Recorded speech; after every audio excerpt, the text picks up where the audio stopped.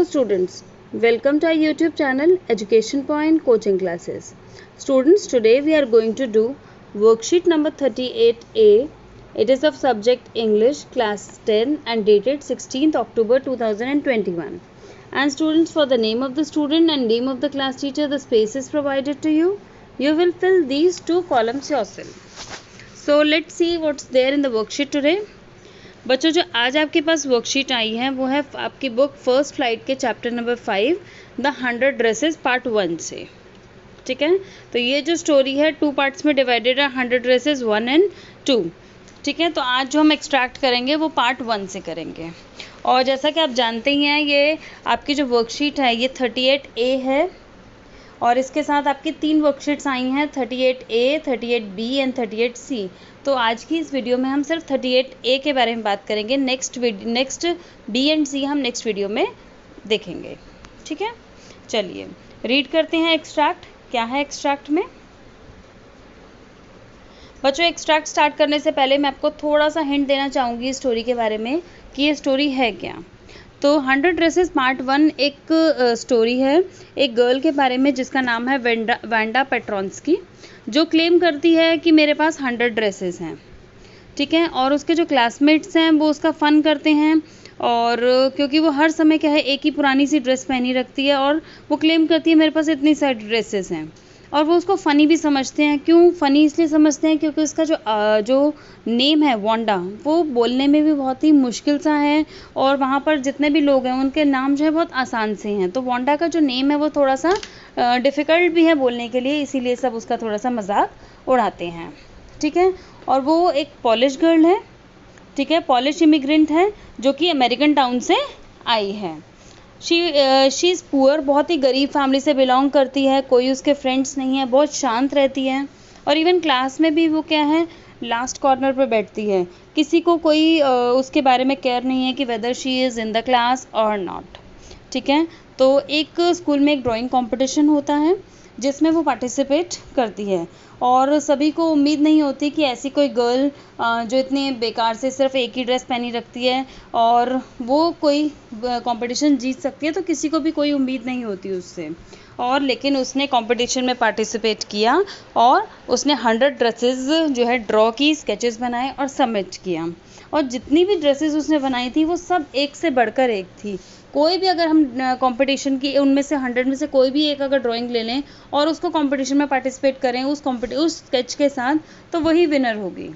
तो इसमें it means कि all of the dresses were equally important, equally unique, equally best. ठीक है, दे वर ऑल ब्यूटीफुल. तो ये जो पूरी स्टोरी है ये वांडा के आसपास घूमती है. ठीक है, तो अब जब ये स्टोरी जो एक्सट्रैक्ट है ये आपको उस टाइम पर दिया है कि जब जो टीचर हैं उनकी वो आए हैं और ये क्लास को बताने के लिए कि विनर उस कंपटीशन का कौन है. तो अब इसके आगे हम एक्सट्रैक्ट जो है वो रीड करते हैं. As for the girl she said, यहाँ पर शी कौन है? यहाँ पर जो टीचर हैं वो कह रही हैं although just 1 or 2 sketches were submitted by most one girl and room 13 should be proud of her. तो जो टीचर हैं वो आकर बता रही हैं कि सबने 1 या 2 स्केचेस जो हैं वो सबमिट किए हैं, लेकिन एक गर्ल, सिर्फ एक girl, and room 13 should be proud. और रूम 13 यहाँ पे कोई क्लास नाम नहीं, क्लास का कोई नेम नहीं है, यहाँ पर रूम नंबर 13 की बात हो रही है. तो रूम नंबर 13 से एक गर्ल है जिसने बहुत ही अच्छा काम किया, जिसके लिए सभी को प्राउड फील करना चाहिए. This one girl actually Drew 100 designs all different and all beautiful. तो वो जो टीचर हैं वो बता रही हैं कि ये जो लड़की है उसने एक्चुअली में 100 डिज़ाइंस जो हैं वो बनाए हैं और सारे के सारे ही डिफरेंट हैं और सारे के सारे ही यूनिक एंड ब्यूटीफुल हैं. In the opinion of the judges, any one of the drawings is worthy of winning the prize. Anyone means कोई भी ड्राइंग उठा लो वो प्राइज विनिंग ड्राइंग है या प्राइज विनिंग स्केच है. I am very happy to say that when Wanda Petronsky is the winner of the girls medal. और जो medal मिला है वो किसको मिला है? Wanda Petronski. तो उन्होंने नाम अब डिस्क्लोज किया कि कौन है winner, Wanda Petronski. Unfortunately, Wanda has been absent from school for some days and is not here to receive the applause that is due to her. और कह रहे हैं कि अनफॉर्चुनेटली जो वांडा है वो इस समय यहाँ पर क्लास में प्रेजेंट नहीं है, और ये जो अपलॉज है, ये जो तारीफ़ के काबिल जो ड्रेसेस उसने बनाई हैं वो तारीफ़ नहीं सुन सकती क्योंकि वो अभी एब्सेंट है यहाँ पर। Let us hope she will be back tomorrow, और उम्मीद करते हैं कि कल वो आएगी, तो जो हमने तारीफ़ आज की है, जो अपलॉज उसको आज मिला है, हो सकता है हम इसको ये अपलॉज कल देंगे। Now class, you may file around the room quietly and look at her exquisite drawings. तो आप अब वो क्लास को बैठने के लिए कह रही हैं कि आप बैठिए और रूम के आसपास जो जहाँ पर उसकी ड्राइंग्स या स्केचेस लगे हुए हैं उनको देखिए, और सारे के सारे एक्सक्विजिट यानी कि सभी जो ड्रेसेस हैं वो एक्सट्रीमली ब्यूटीफुल, डेलिकेट, अमेजिंग जो ड्राइंग्स हैं आप उनको देख सकते हैं, एंजॉय कर सकते हैं। ठीक है, तो आपको ये छोटा सा एक्सट्रैक्ट दिया था और एक्सट्रैक्ट आपने समझ लिया। अब एक्सट्रैक्ट के बेस पे जो क्वेश्चंस है वो देख लेते हैं। Why does the teacher say the following? One girl and room 13 should be proud of her. कि एक लड़की और रूम 13 को उसके ऊपर प्राउड होना चाहिए, तो ऐसा उस टीचर ने क्यों कहा? वांडा हैज़, यहाँ पर आपको ये सारे ऑप्शंस दिए हैं कि इसमें से कौन सा करेक्ट है, कौन सा रॉन्ग है, और उसके बाद आपने करेक्ट ऑप्शन चूज़ करना है। ठीक है, तो फर्स्ट सेंटेंस क्या है? Wanda had drawn 100 dresses design. Yes, उसने 100 डिज़ाइन बनाए थे, इसीलिए वो कह रही हैं कि रूम जो 13 की एक गर्ल को प्राउड फील करना चाहिए, पूरे रूम को प्राउड फील करना चाहिए उसके ऊपर। All the students were made fun of her. No. She has several friends. No. Each design was beautiful and unique. Yes, यहाँ पर ड्रेसेस की बात हो रही है। Wanda won the girls medal. Yes, तो यहाँ पर तीनों ऑप्शंस ठीक हैं, 1, 4 एंड 5। तो उसके अकॉर्डिंग हमारा जो करेक्ट ऑप्शन होगा वो होगा डी पार्ट। इन तीनों की वजह से टीचर कह रही हैं कि एक लड़की है रूम नंबर 13 में जिसकी वजह से सभी को प्राउड फील करना चाहिए। करेक्ट। चलिए बढ़ते हैं क्वेश्चन नंबर 2 की तरफ। अकॉर्डिंग टू जजेस which drawing is worthy of winning the prize. जजेस के अकॉर्डिंग कौन सी ड्राइंग जो है वर्दी मीन्स कौन सी जो ड्राइंग है वो प्राइज विनिंग है, कौन से स्केच को प्राइज मिल सकता है? None, some, anyone, many. तो एनीवन, कोई भी ड्राइंग उठा लो, it is worthy of winning the prize. Okay, now the third question. Select the most appropriate option for 1 and 2.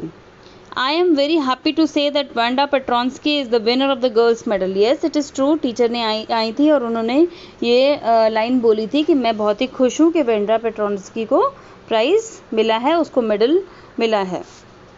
Wanda is present in the class. No, ये ठीक नहीं है क्योंकि वांडा तो क्लास में प्रेजेंट नहीं थी। Wanda was absent from the class. So अब उसके ऑप्शन देख लेते हैं। ए में लिखा है 1 is true, 2 is false. Yes, हमारे को आंसर यही मिल गया कि फर्स्ट ट्रू है और सेकंड हमारा जो है वो फॉल्स है। Clear. Now the fourth question. Find the antonym of the word exquisite हमने अभी एक्सट्रैक्ट में बात की थी। एक्विजिट का मतलब होता है बहुत ही अमेजिंग या फिर बहुत ही ज़्यादा ब्यूटीफुल, बहुत ही अच्छी तरह डेलिकेट तरीके से उसको बनाया गया है। तो हमें उसका एंटोनिम बताना है। यहाँ पर 3 वर्ड्स हैं जिसका मीनिंग है एक्विजिट और एक है ऑपोजिट मीनिंग। तो आपको ऑपोजिट मीनिंग फाइंड करना है। Delicate, fine, crude and rare. तो रेयर, फाइन और डेलिकेट तीनों का ही मतलब एक्विजिट होता है, और इसका जो ऑपोजिट मीनिंग होता है वो क्रूड, क्योंकि जो क्रूड होता है वो हमारा रिफाइंड नहीं होता, प्रोसेस नहीं होता, या फिर हमारे को रॉ स्टेट में मिलता है। That is why it is opposite of exquisite. Okay, तो इसका करेक्ट आंसर है सी पार्ट। चलिए अब बढ़ते हैं 5th क्वेश्चन की तरफ। Answer the following questions in 40 to 50 words. No one cared for Wanda Petronski, absence from the class. Do you agree, disagree, give at least 3 reasons for your answer. को किसी को भी कोई चिंता नहीं है कि वांडा पेट्रॉन्स्की क्लास में प्रेजेंट है या एब्सेंट है, और कोई भी उसकी केयर नहीं करता। तो what do you think? Do you agree with this और do you disagree with this? जो भी आप लिखेंगे आंसर उसके अकॉर्डिंग अपने 3 रीजंस देने कि आप ऐसा क्यों सोचते हैं। चलिए देखते हैं। Yes, I agree with the statement. मैं अग्री करता हूँ क्योंकि वेंडा पेट्रॉन्स्की जो है वो उसकी एब्सेंस से किसी को कोई भी लेना देना नहीं है। Wanda's absence was not noticed by anyone, not even by Peggy and Maddie, who used to tease her every day after school. और इवन जो पेगी और मैडी, क्योंकि ये दोनों ऐसी गर्ल्स थी जो हमेशा वांडा को टीज करती थी, तो इन दोनों ने भी बिल्कुल भी नोटिस नहीं किया कि आज क्लास में वांडा नहीं है. इट वॉज दिस बिकॉज, और अब आपको रीजंस देने कि आपको ऐसा क्यों लगता है. It was this because Wanda was very quiet and serious girl who didn't involve in the activities with other girls. क्योंकि जो वांडा थी बहुत ही क्वाइट थी, शांत थी, सीरियस गर्ल थी, किसी से कोई भी एक्टिविटी में पार्टिसिपेट नहीं करती थी, तो किसी को कोई फ़र्क नहीं पड़ता था whether she comes to the school और नॉट. ठीक है. Second reason is nobody hasn't seen her laughing and playing. कभी किसी ने उसको ना तो खेलते हुए ना तो हंसते हुए देखा. वो हमेशा चुपचाप एक कॉर्नर पर बैठी रहती थी. और third reason, she use to sit on the back benches. हमेशा बैक बेंचेस पर बैठती थी, तो बैक पर कोई भी जाकर नहीं देखता था कि वेदर शी इज़ प्रेजेंट और absent. Okay, so these are the 3 reasons why nobody notices her presence.